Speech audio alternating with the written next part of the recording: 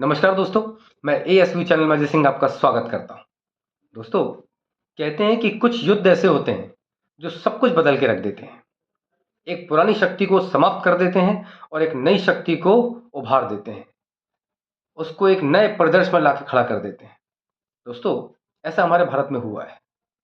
आज मैं आपसे एक युद्ध के बारे में चर्चा करूंगा जिस युद्ध के बाद भारत का पूरा राजनीतिक परिदृश्य बदल गया। दोस्तों, आज मैं आपसे 1764 में लड़े गए बक्सर के युद्ध के विषय में चर्चा करूंगा। दोस्तों, बक्सर का युद्ध 22-23 अक्टूबर 1764 को युद्ध लड़ा गया बक्सर, बिहार में। दोस्तों, युद्ध बड़ा था, छोटा मोटा युद्ध नहीं था, युद्ध बड़ा था, लेकिन अंग्रेजों ने इसको बड़ी आसानी से जीता। दोस्तों, कहते हैं कि ब्रिटिश ईस्ट इंडिया कंपनी की सेना और बनारस की जो साम्राज्य की सेना थी, इन सेनाओं ने मिलकर इस युद्ध को लड़ा। और दूसरी तरफ जो सेना थी वो बंगाल के नवाब मीर कासिम साहब थे, अवध के नवाब सुजाउद्दौला साहब थे, और मुगल साम्राज्य के जो सम्राट थे शाह आलम द्वितीय, इनकी सेना थी। मतलब इन तीनों की संयुक्त सेना थी और अंग्रेजों की तरफ 2 लोगों की सेना थी। युद्ध अच्छा हुआ, बढ़िया हुआ था। लेकिन दोस्तों, आप विश्वास नहीं करेंगे कि अंग्रेजों के पास जो सेना थी वो मात्र 17,000 लोगों की थी, जबकि जो गठबंधन सेना थी, 3 सेनाओं मिली हुई, उनके पास 40,000 से ज्यादा सैनिक थे। उसके बाद भी अंग्रेजों ने इस युद्ध को बड़ी आसानी से जीत लिया। अपने रण कौशल, अपनी स्ट्रैटेजी के दम बड़ी आसानी से युद्ध को उन्होंने जीत लिया।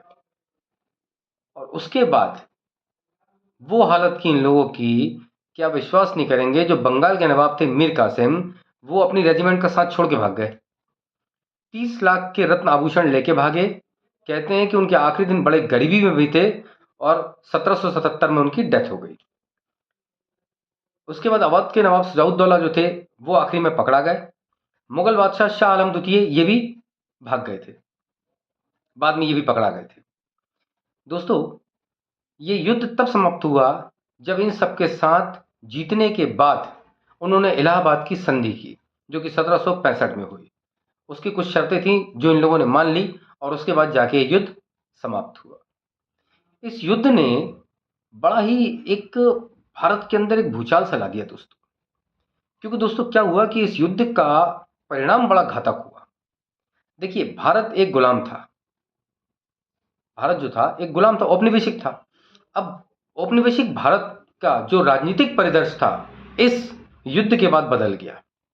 अब अंग्रेज जो थे वो बंगाल की सबसे बड़ी ताकत उभरे।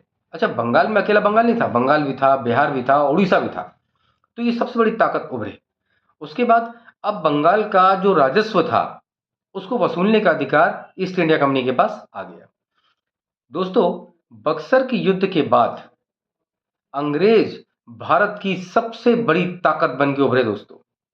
और वो ऐसी ताकत जिस ताकत का मुकाबला पूरे भारत देश में कोई नहीं कर सकता था। क्योंकि जिन लोगों को उन्होंने हराया था ये भारत की सबसे बड़ी ताकत थी उस समय। जब इन्हीं को हरा दिया तो बाकी तो सब अपने आप सरेंडर हो गए। इसीलिए कहते हैं कि प्लासी के युद्ध के बाद अंग्रेजों की भारत में नींव पड़ी और बक्सर के युद्ध के बाद अंग्रेज भारत की सबसे बड़ी ताकत बन के उभरे। दोस्तों, उन्होंने ऐसा माहौल बना दिया कि जो भारत के राजा थे वो डर गए। या तो उनसे लड़ो या उनकी अधीनता को स्वीकार करो। तो ज्यादातर राजाओं ने उनकी अधीनता को स्वीकार किया और जिन्होंने नहीं किया वो लड़के हार गए। दोस्तों, बक्सर का युद्ध ऐसा युद्ध था जिसके बाद ये समझ लिया गया था कि अब भारत में सिर्फ और सिर्फ एक ही शक्ति है और वो है ब्रिटिशर्स की शक्ति। दोस्तों, इस युद्ध के बाद यानी बक्सर के बाद आप ये मान के चलिए कि मुगल शासन का पूरी तरह पतन हो गया। एक नई शक्ति उभर के सामने आई। वो शक्ति थी मराठा साम्राज्य। ईस्ट इंडिया कंपनी जो अभी तक केवल बंगाल पे छाई हुई थी, जिसने बंगाल को अपने कब्जे में ले रखा था, अब वो पूरे भारत के बड़े क्षेत्र को अपने नियंत्रण में ले चुकी थी और उनसे लड़ने वाली शक्ति कोई नहीं थी। इस युद्ध ने, आप विश्वास कीजिए, ये एकमात्र ऐसा युद्ध था जिसने अंग्रेजी शक्ति को यानी ब्रिटिश शक्ति को यानी ईस्ट इंडिया कंपनी को एक नई ऊंचाई प्रदान की दोस्तों, और भारत के भाग्य को बदल के रख दिया। क्योंकि इस युद्ध के बाद अंग्रेज पीछे मुड़ के कभी नहीं देखा उन्होंने। उसके बाद वो आगे ही बढ़ते गए और भारत को लूटते गए। क्योंकि जो लोग उनसे लड़ सकते थे उन सबको उन्होंने हरा दिया था। कोई ऐसी ताकत ही नहीं थी जो उनका मुकाबला कर पाती। क्योंकि शुजाउद्दौला हों या शाह आलम द्वितीय हों, ये सब अब कुल मिला के उनकी कठपुतली बन चुके थे। ये उनके अंडर में रह के काम कर रहे थे। इन लोगों को उन्होंने पेंशन दे दिया था कि अब आप पेंशन लो और आराम से जो हम काम दे रहे हैं वो करो।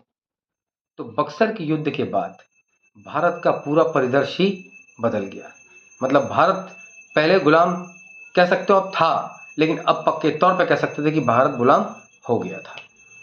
अब उसके बाद ऐसा कुछ नहीं था जो कि अंग्रेज़ों से भारत को बचा पाता। और अंग्रेज़ भी समझ गए थे कि अब इस देश पर शासन करना सबसे आसान है, क्योंकि हमारा मुकाबला करने वाला अब यहाँ पे कोई भी नहीं है।